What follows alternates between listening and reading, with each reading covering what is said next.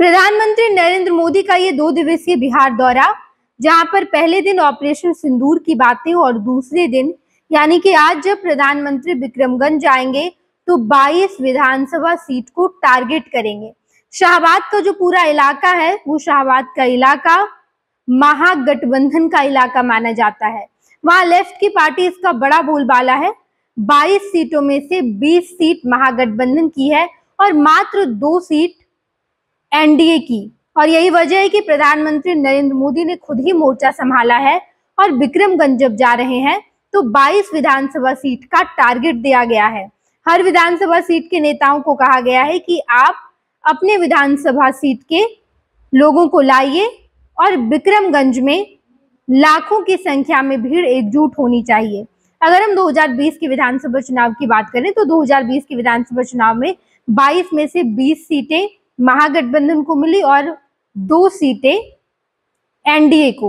इसके अलावा अगर लोकसभा चुनाव के बारे में बात की जाए तो लोकसभा चुनाव में 4 जो संसदीय क्षेत्र हैं, आरा, काराकट, बक्सर, इसके अलावा एक और संसदीय क्षेत्र, इन चारों लोकसभा क्षेत्र में महागठबंधन के कैंडिडेट ने जीत हासिल की और एनडीए शून्य पर रह गई।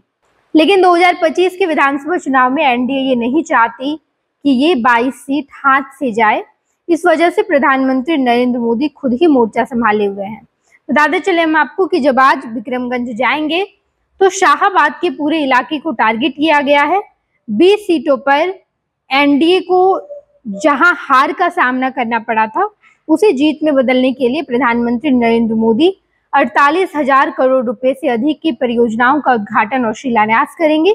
इसके अलावा बात करें तो 22 सीटें जो एनडीए के लिए सबसे बड़ी चुनौती बन गई है, वहां प्रधानमंत्री खुद ही मोर्चा संभाले हुए हैं। विक्रमगंज की रैली को ऐतिहासिक बनाने के लिए पार्टी का लक्ष्य शाहाबाद के चारों जिलों से लाखों की संख्या में लोगों को विक्रमगंज ले जाने और इसे लेकर एनडीए के प्रमुख नेताओं के द्वारा चारों जिलों में कार्यकर्ता सम्मेलन किया गया है। सभी पार्टी के प्रमुख नेताओं को रैली में भीड़ लाने का टारगेट दिया गया है। सभी जिला के संगठनों को लक्ष्य निर्धारित किया गया है। एनडीए के अन्य दल भी अपनी शक्ति प्रदर्शन के सहारे भीड़ जुटाने की पूरी कोशिश कर रहे हैं। चुनाव पूर्व रैली की सफलता क्षेत्र के नेताओं के लिए सबसे बड़ी चुनौती बन गई है। भोजपुर में 2020 के चुनाव में भाजपा आरा और बड़हड़ा सीटें जीतने में कामयाब रही, लेकिन शाहपुर, जगदीशपुर और इसके अलावा संदेश सीट राजद को गई। माले ने तरारी और अगियाओं पर कब्जा जमाया था। तरारी सीट पर हुए उपचुनाव में भाजपा ने वापसी की। इस तरह भोजपुर में राजद और भाजपा के 3-3 विधायक हैं, लेकिन आगामी चुनाव में पार्टी बड़ी जीत की उम्मीद कर रही है।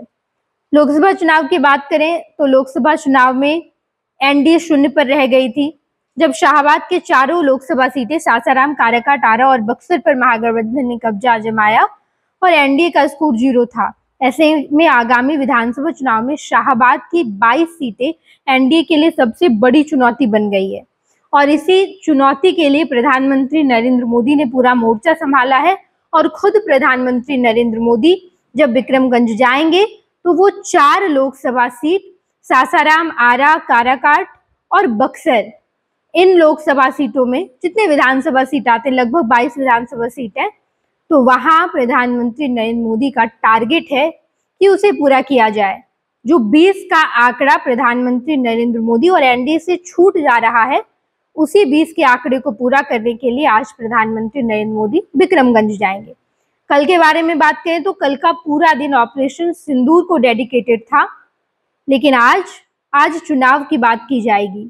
आज बिहार विधानसभा चुनाव के लिए जो 22 शाहाबाद के इलाके हैं वहां उसे टारगेट बनाया गया है और 20 वैसी सीटें जहां एनडीए लगातार हार का सामना कर रही है उसे जीतने की पूरी कोशिश की जा रही है। देखना दिलचस्प रहेगा आज प्रधानमंत्री नरेंद्र मोदी का ये बिहार दौरा।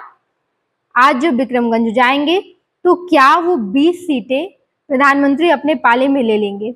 हम आपको तमाम खबरों से रूबरू कराएंगे। आप देखते रहिएगा first Bihar Jharkhand. World class surgery सेवाओं के लिए नेताजी सुभाष मेडिकल कॉलेज एवं हॉस्पिटल में न्यूरोलॉजी, आधुनिक माइक्रोस्कोप से विभिन्न तरह के ब्रेन एवं स्पाइन की सर्जरी, यूरोलॉजी, लेजर और लैप्रोस्कोपी जैसे अत्याधुनिक इक्विपमेंट से यूरोलॉजी से संबंधित सभी प्रकार के उपचार। NSMCH, अम्हारा, बिहटा, पटना।